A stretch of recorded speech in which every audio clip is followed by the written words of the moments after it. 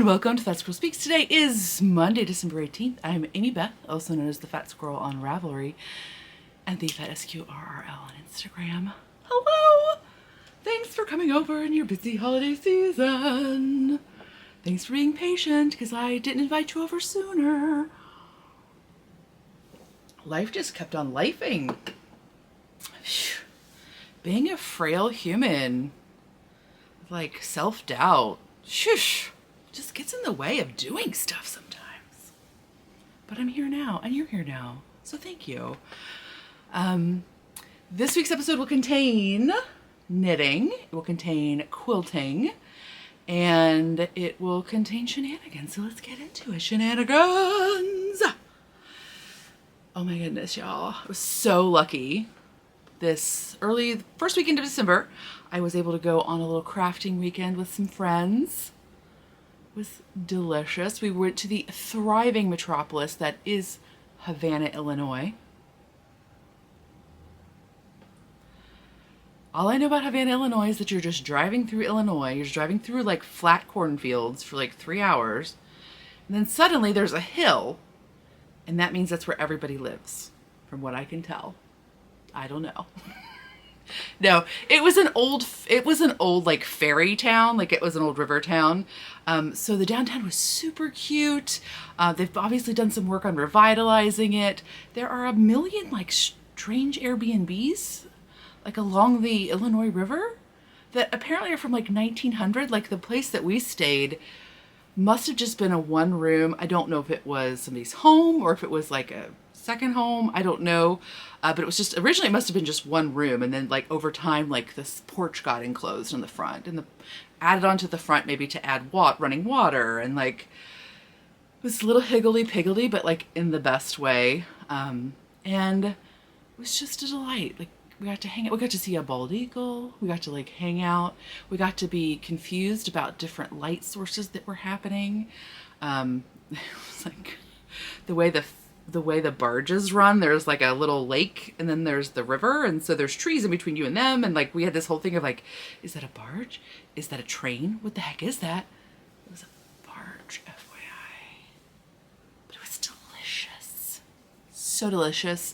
Speaking of delicious, if you're going to go on a crafting weekend, make sure you get you a friend who will do like the epic Trader Joe's snack run.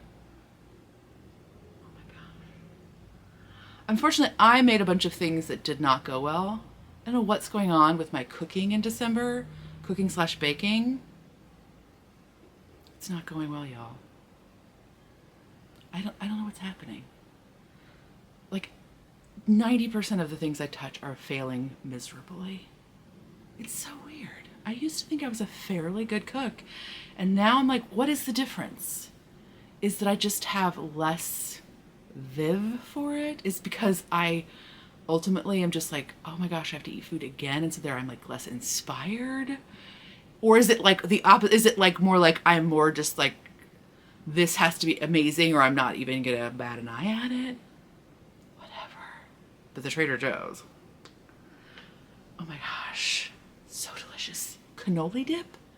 I didn't know that was a thing. It's a thing. It's a delicious thing. It's too delicious. So while cranberry cake does work. The kitchen recipe, cranberry cake, it's the best. I have failed it several times in the past, but it is now my crunch food for gatherings because I have figured this one out. But like, I made an apple cake and I was so careful with it. Like, so the apple cake from Smitten Kitchen, you make it in a tube pan, like a angel food cake, like a smooth bunt pan, not a fluty bumped pan. I like made collars for it because the last time I made it, it was delicious, but it broke in the middle because it's one where you like put a layer of cake and then the apples and then cake and then apples. Well, the last time I made it, it broke in that line. And so I was like being very diligent about making the collar out of parchment paper. I covered the entire pan in parchment paper. And the mistake I made was the first time I made it, it calls for vegetable oil or melted butter. And I know the first time I made it with butter. But this time I was like, well, maybe I should make it exactly as they say, because I don't want to be that person who's like, yeah, these sausage balls I made, I substituted 80% of the ingredients, but I just didn't like how they came out. So I didn't want to be that person. So I used the oil. Guess what? That was a mistake. Because while it did come out of the pan beautifully, much less delicious. Like 100% less delicious. Like, I'm just going to admit to you right now, I'm looking at my garage. I'm going to admit to you right now, it is still on the plate in the like cake carrier in my car. Yeah, it's been there for like 2 weeks. I'm just so disgusted by it. I'm also just a hot mess. And I keep forgetting that it's in there. But I'll just share with you my humanness. Disappointing. So, and then I decided, okay, so that was a fail. It's done and done. I decided I would try the King Arthur flour apple fritter cake, which again, you make in like a tea loaf. So it's like a little bit longer and narrower than a regular loaf pan, or you can make it in a square pan. But it's another situation where you put down the batter, you put down the apples, you put down the batter, you put down the apples. It is much more successful. No oil, butter, but also not as good as I hoped. I think I just have to abandon apple cake. Apples are just so hard. I should know this from like life experience, and also I should have it reconfirmed from watching the British Bake Off, because like everybody who tries to do an apple something, they're like, I don't really taste the apple. Apples. I mean, obviously a pie, a crisp, wonderful. But like when you start putting them in a cakey batter, man, it gets real dicey. I was so careful. I cut the apples so small. Oh, I guess I want to talk to you about it. It was ridiculous. So in case you're having, I share that with you, to like just share with you, because like that's what we do here. But also in case you're having like some fails, just know that the rest of us are out here failing as well. I hope you get like one good success. I hope it's empowering. But I don't know. The other night I completely burnt dinner. Like I burn it, like, yes. Okay. So occasionally you get something that scorches a little and you're like, it's fine. It'll work out. Like it's just, it's caramelization. That's if you don't know, that's the secret. It's caramelization. But like literally, like I made it, it was not usable. Like that does not happen. I think in the 16 years I've lived here, that's, okay, now it's like 18 years. I don't even know what I'm talking about. I think this maybe happened like 3 times, maybe. Oh, you vey.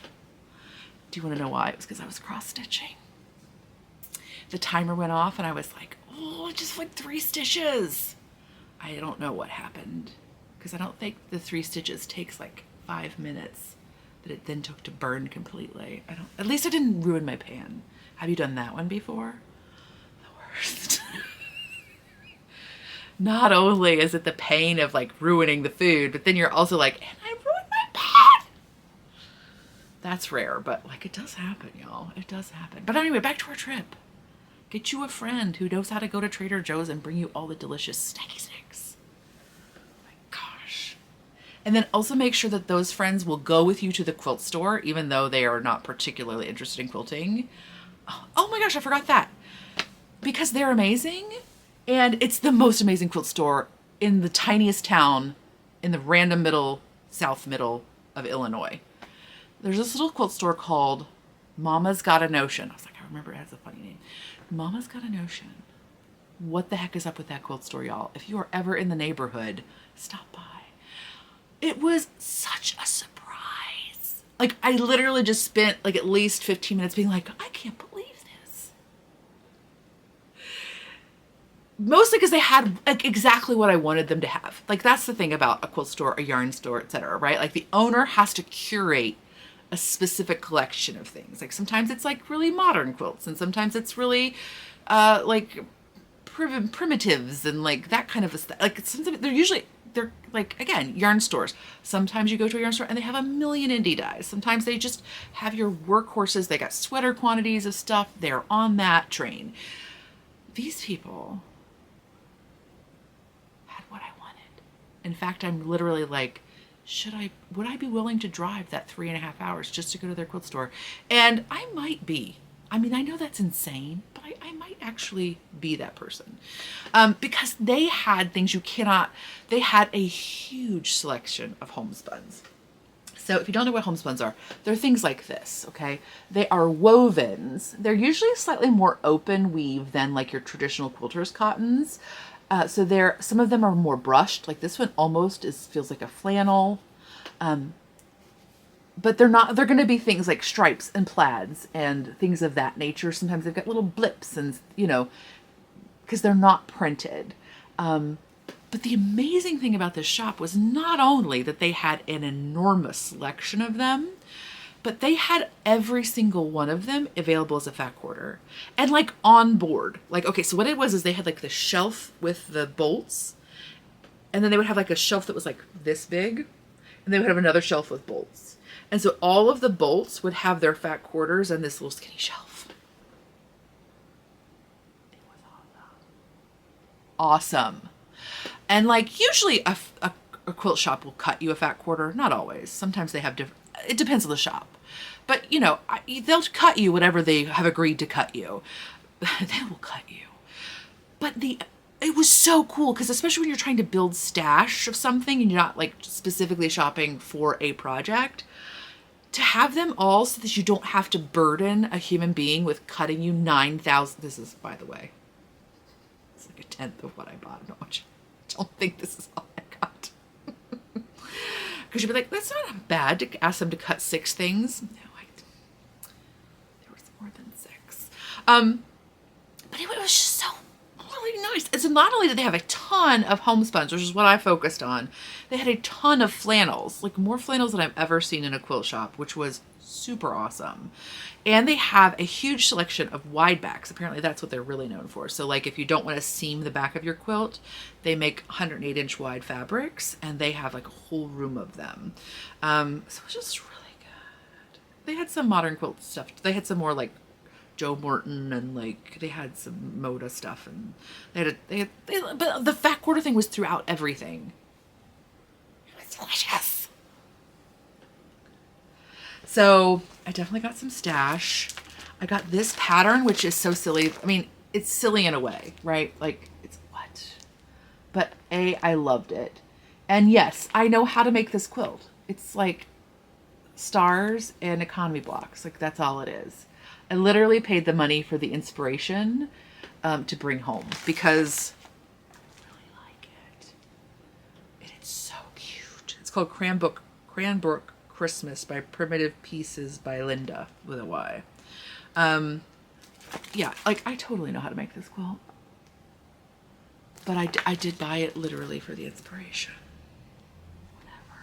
Judge me. I don't care. Feel free. There are worse things in life. And then I have to show you one thing that I forgot to show you. Even though I got up earlier to get it to show you. But then remember I need to get that to show you. So then I forgot. But I'll be right back.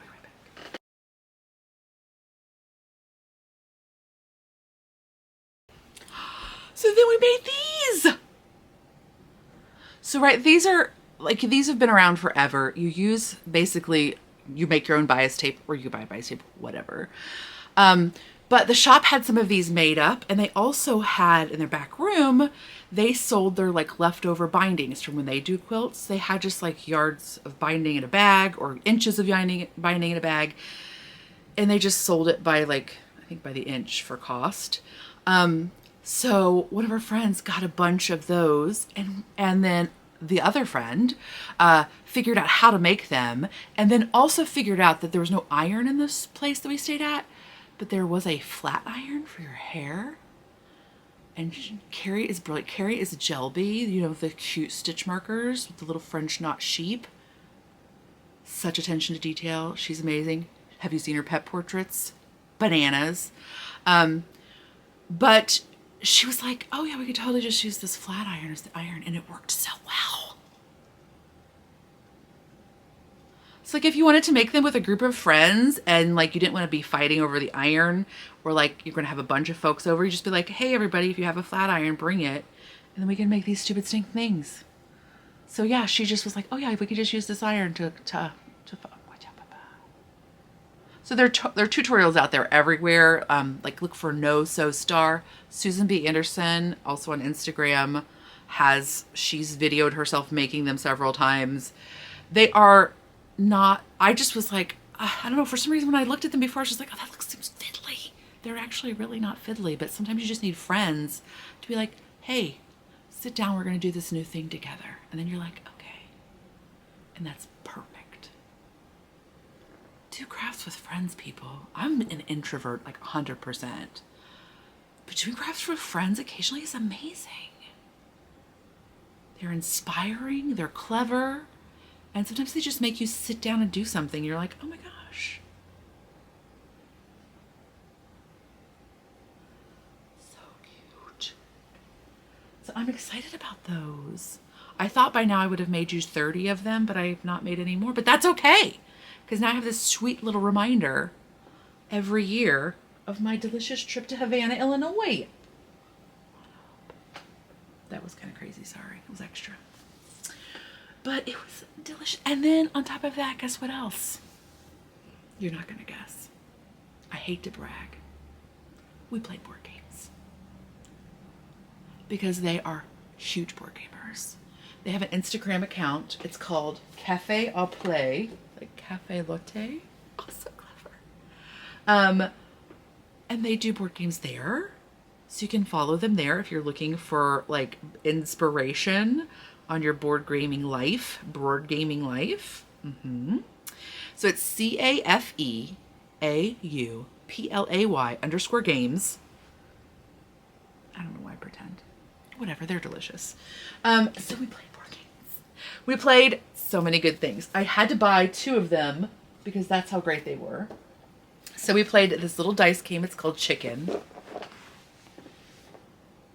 And it's just a great little like 5 to 10 minute game. It takes like 3 minutes to figure out how to play it. It's super easy. Like if you are board gaming folks, it's like a little filler thing. But I think it's also going to be, I'm going to try to get my parents to play it because again, the rule set's very basic. So it's not like overwhelming. And you know, if you just have like a few little minutes, it's a great one if you wanted to take to dinner because this is all the space it takes up. And when you're playing it, all the space you need is you need a place to roll. By the way, oops, that was not how I was supposed to do that. You can use it as a dice cup, right?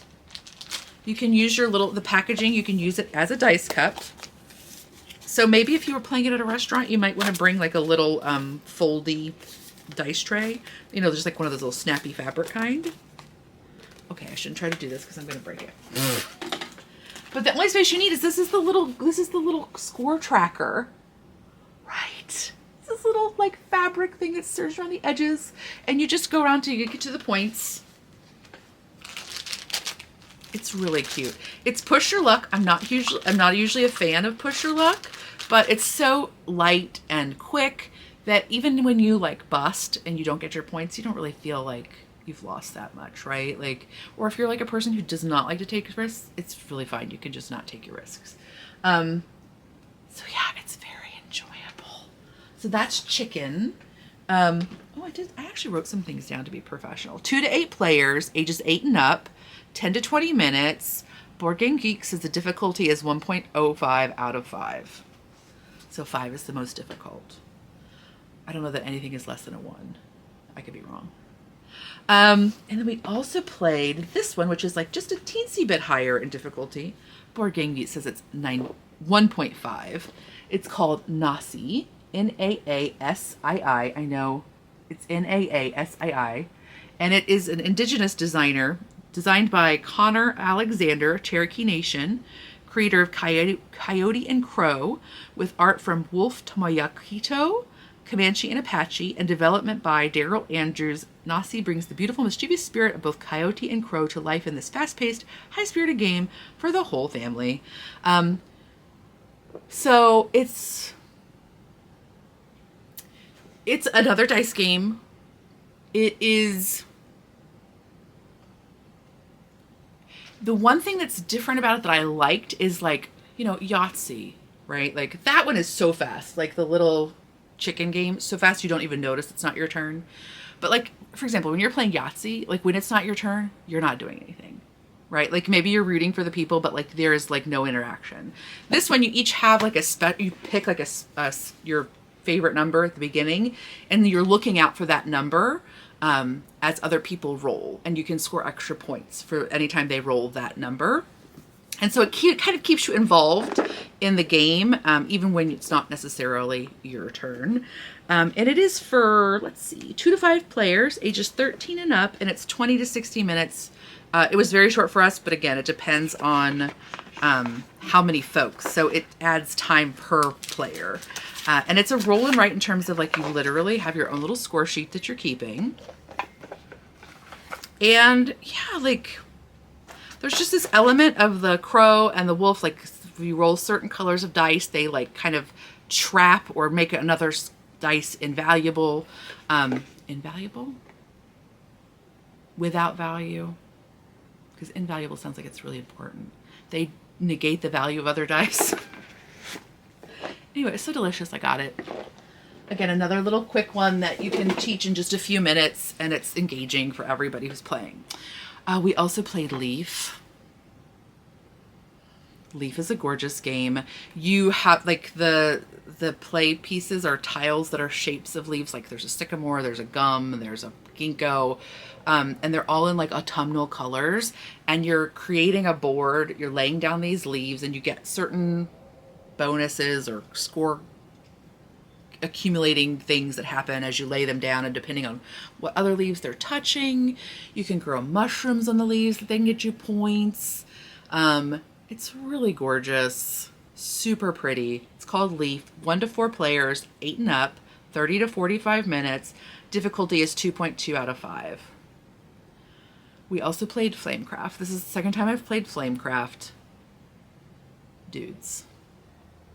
This is a game, both times I've played it, at the beginning I'm like, I don't even know what's happening in this game, but I'm in because it's cute. I have no goal, I have no plan, but I'm just here for the cuteness. It's like a dragon town with different shops in it, and you're a dragon and you're visiting other dragon shops to get different goods, and then you're buying upgrades to the shops that like make them more powerful, and then you're adding shops and you're like getting special dragons.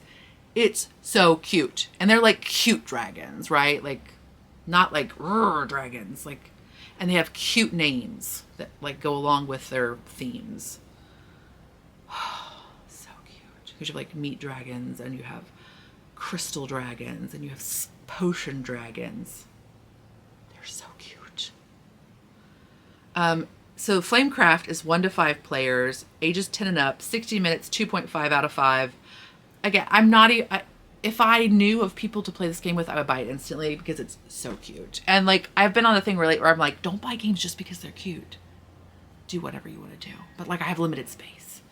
But it is precious and it's fun to play. And again, I'm saying like, I really have like, when I'm playing it, I'm like, I have no plan.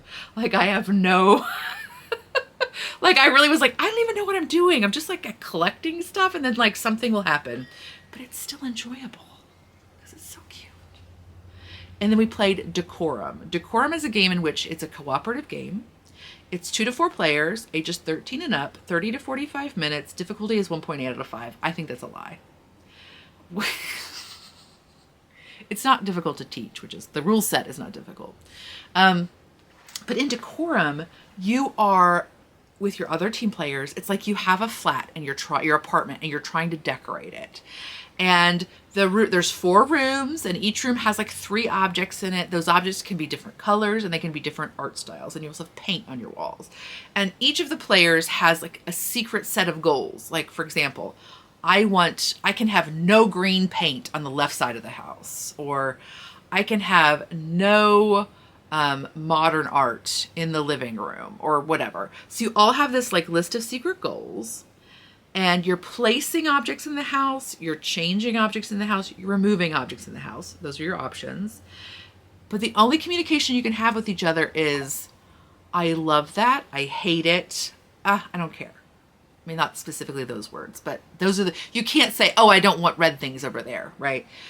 So you're working with these secret goals. Eventually, like after X number of rounds, you can share a goal with somebody else. Like if you're just like, Jill, why don't you understand? I've thrown away. Every time you put green paint there, I've taken it off and said I hated it. Why don't you get that I don't want green paint there? Like you can share with other people, like what one of your goals is. And then like there's another like couple of rounds where you can do that. When we first started, I was like, this is a piece of cake. Like we were instantly like so close to having the whole thing. But then like we did ultimately win. We were victorious, but man, it was kind of grueling to get there. It was kind of intense. So I don't know if it's one of those things where like sometimes you just happen upon the perfect amalgamation of different parts of this moving thing or what happens, but it was really enjoyable. So I highly recommend it if you like cooperative games that have some sort of like social interaction. Like I don't like social deduction games where like somebody is the traitor. I do not like that mechanic at all. Or at least I've never played it in a way that I would like it. Okay, I've just never played it. It just never happens. But like, so it has this like you're working together but separately, right? Like you're not in nobody's trying to like mess anybody up. You really are trying to get your house exactly like you want it. But Jill is just like insistent on having modern art in the bathroom and you're like, no, Jill, no. So that's what that one is. It's called Decorum. I highly enjoyed it. We played several other things too. We played like Hickory Dickory. We played like a little like Cardi Birdie game. But those four were my favorites. We played Three Sisters, which I've talked about before. Always enjoyable. But so yeah, those were really great. Just wanted to mention them because again, holiday time, people around. I definitely think those two dice games that I bought and showed you earlier would be, again, they're just quick, very easy to teach. Even people who are not board gamers would totally be fine. The other two, Decorum I don't think would matter if you had people who played board games at all, because it's so different than anything else. It's not like, oh, this is this mechanic I can kind of like cobble together what I'm supposed to do. So I think that would be fine as long as you have like a little extra time and you have people who are invested. But Flamecraft would be helpful if people had played board games before, because it does have a little bit more of a rule set than the others do. So yeah, those were very enjoyable. So then let's talk about quilting. I finished one of my quilts, but I'm going to talk about it next time because it's a gift and we also have too much to talk about today. I'm sorry, Gus. I have to ask you to move. Gus. Okay. So I finished my Broken Dishes, sort of Christmassy, sort of not quilt. Well, I didn't finish it. I'm sorry. I finished piecing it. I finished sewing the top together and I finished quilting it. And I've sewn on the binding, but I still need to tack down the binding. So yes, here it is. Right, isn't it cute? So this is the binding. It just has to be folded over and sewn down. So I would like to pretend this was all from stash, but quite frankly, I did have to buy some things to augment my stash to make it happen.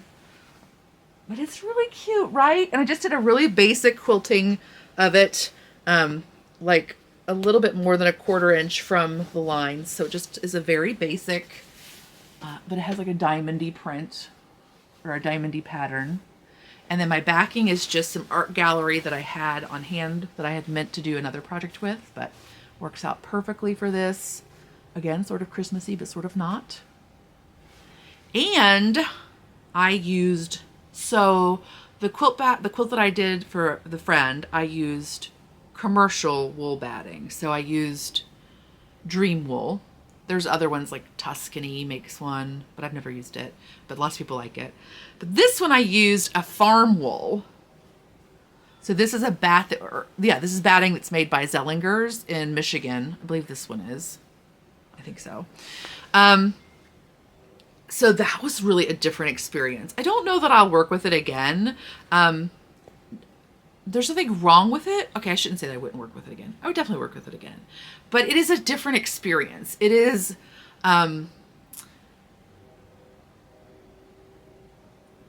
less forgiving. So like the commercial wool batting, like when you pull on it, it doesn't really like want to come apart, right? Like it looks like this, right? And so you can like move it around and it's pretty forgiving. But the batting that comes from the mill is like a bat. Like it's like a bat that you spin with almost, except it's huge. So it looks like this.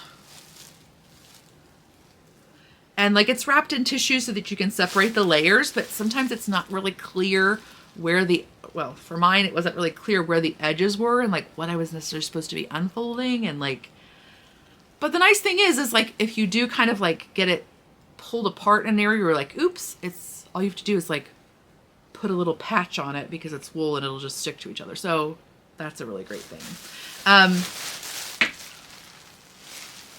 So this is what it looks like on the, this is the trimming that I did. The other cool thing is that like you could just spin what is ever extra, right? Like this is spinnable wool. You can needle felt it. You can put it in your garden to fertilize, like whatever. And I am curious to see, it has the Dream Wool and the Tuscany, I believe both are, they are machine washable, and I have quilts with them that I have washed and dried over and over again. This is not, like this will be machine washable, but don't put it in the dryer. Like put it on the gentle cycle and just be a little bit more delicate with it. So I'm curious just to see how it'll do.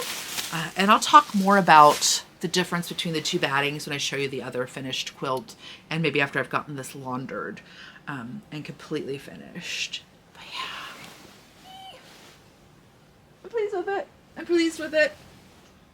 Even though I thought I was going to have, you know, a giant bed quilt's number of squares, but just had a throw size. The other quilt that I did for the front, that I'll show you next time is a much quicker quilt that uses layer cake. So layer cake is just 10-inch squares of a fabric set, and it utilizes those, and it's a really good for a beginner friendly quilt. So I'll talk about that one next time. So let's talk about knitting, right? So finished objects are around here, but they're maybe under the stock. Okay, they are. Okay, so I finished a Musselburgh hat. So this pattern is by Isolde Teague. And this one is yarn from M to the Third. She's super fabulous, and she's doing Vlogmas because she's a saint or something.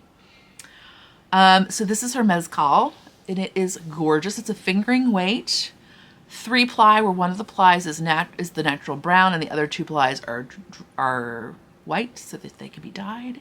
And it was delightful to work with. So I knit mine on zeros. I am a super loose knitter, and I don't like a flaccid hat. So that's what mine is, but you know, your mileage may vary. If you've not seen the Musselburgh before, it's perfect. You start with the crown. So if you don't know your gauge, that's fine. You start off with what you think you're gonna use. I use a Judy's Magic cast on, but you can use any cast on and then just like stitch it closed with your tail. And then after about 1 inch, you measure your gauge, and then that tells you how much you need to increase and how long your hat needs to be, etc., etc. So it's a great hat. I have some with self-striping that are really cute. I have plenty that are this. You can do it in many, many weights, which I can't remember now if it goes up to worsted. But you can also fold it if your recipient likes a folded brim. So it's a great gift one because it's very versatile. And then I also finished a pair of socks. And these are from these Paddington Station. Yes, these are the Paddington Station socks. And so there's a series of Agatha Christie inspired socks. And these are by Amber Smith. The pattern set is by Amber Smith. And mine are knit with Hazel Knits Artisan Sock in the shag carpet colorway. So they were super fun to knit. It's just a little 4-row repeat. So it's just enough to kind of keep me engaged, keep me going. I knit mine cuff down. because if I'm knitting a heel flap and gusset, I prefer to knit cuff down because decreases are stronger than increases. So decreasing for this arch is a little bit sturdier than increasing for the arch. So, okay, and then this is gonna seem rushed because my partner just came home, and so I'm gonna try to finish before he gets done. Before he gets done doing the trash job. I also cast on some Twizzler socks. So this is Knit Spin Farm, and they're self-striping, 90% Tarhi, 10% nylon, 90% superwash Tarhi, 10% nylon. And so those are there so far. I tried these with the Crunkle sock, which I love in self-striping, but I did not like it on this patterning. And I think it's because it's an irregular stripe. I don't know, maybe not. But for some reason, I think the Crunkle works better for me on a more regular stripe repeat. So this one, the Twizzler, worked, I think, is super cute. And this is a Christmas colorway or a winter colorway from several years ago. It's like snow on the wreath or snow on wreaths or something like that. But Knit Spin Farm's yarn is always delightful. And then I'll show you my Advent socks from Woolens and Nosh. But I'm not going to show you all of them. Oh, I don't really know how much to show you because I knit ahead. So don't look if you don't want to be spoiled. We got to be at least that far, right? Don't look if you don't want to be spoiled. I knit ahead because I need more than 24 rows in my sock, 24 stripes in my sock. So I knit ahead on mine, but they're so enjoyable. I'm knitting those 2 at a time on double points. And that is such a great experience. I don't do it very often, but it's so fun to be able to have 2 socks going at once and know that when they're done, they're done. I don't really do the second sock syndrome, but it's still fun to get them done. And it comes in this cute little this little tote. And she has each ball caked. And then you have like a little mini skein that you can do your toes, your heels, your cuffs, whatever you'd like. And so this is the second time I've done her Advent or her Christmas countdown socks, and they're a favorite. And then the very last thing I'm going to show you is I cast on a hat with a Malabrigo, or excuse me, Malabrigo Arroyo in the Matisse blue colorway. And this is Jacqueline Cieslak's new hat pattern, BB Beanie. And so it's a folded brim beanie with fingering sport worsted. There's 4 weights, and DK is not one of them, so it must be Aaron, or it might be bulky. I don't know, whatever. And so I have cast that on and have a little bit because that's going to be a knit gift as well. And so that's sport, and I'm using US 1's 2.25s. So that is going on as well. But I think that's going to be all for now, and then I will talk to you again after Christmas, before New Year's, right? We'll do that. So it's actually tomorrow. Ah, magic. I just wanted to say goodbye. I said goodbye yesterday, but it was all discombobulated, and like there was futzing around in the background, and like it's one thing to talk to the camera when there's nobody here, but when there's other people here, it's just like exceptionally weird to talk to the camera.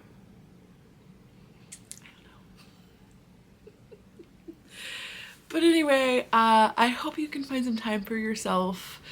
I hope you can enjoy the long nights. Like, we're almost to solstice. Every year I get a little sad because I enjoy the dark season quite a lot. And so I get a little sad when we start to move out of it, even though we're deep in it. Like, we're just astronomically moving out of it. It takes a long time for it to actually start to affect us. But I hope you find the lotion that makes your skin not want to crawl off your body. Are you like me? Is this the time of year where you start like having daydreams about being a little chocolate drop and like going under the enrobing machine, but it's lotion instead of chocolate? I mean, maybe both. but you know what I mean. And you just lay on your little lotion and robing machine, and then like the computer just sends your little body through, and maybe you have like a swimming bonnet on, but just like slowly and warmly it just sends you through the lotion machine. And maybe it's kind of like a car wash where there are like those buffer things too, so then it like kind of buffs the lotion. Oh my gosh. Like I'm rewatching The Crown, and like I really do not want another human being to dress me, but I could totally have like the Queen's privy lotion assistant or 7 that I could go for. Sounds kind of great. But anyway, I hope you find lotion works for you. Here's something I did that felt very empowering in the moment, and you're gonna roll your eyes probably, but maybe not. I signed all the gifts that were from me as from me. What? I did. If I picked out the gift, if I paid for the gift, if I thought of the gift, if I wrapped the gift, I wrote from me, not my whole family.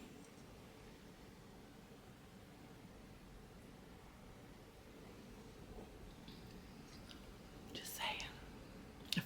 I felt pretty sassy. And like, quite frankly, everybody knows that. But I was just like, this year I'm just gonna actually write it. I'm gonna put it in writing. From me. These losers, not involved. They're not losers. They really aren't. They're lovely human beings. They just don't really care about this sort of stuff like I do. So there you go. So anyway, yeah, those are the things. And I'll talk to you next time.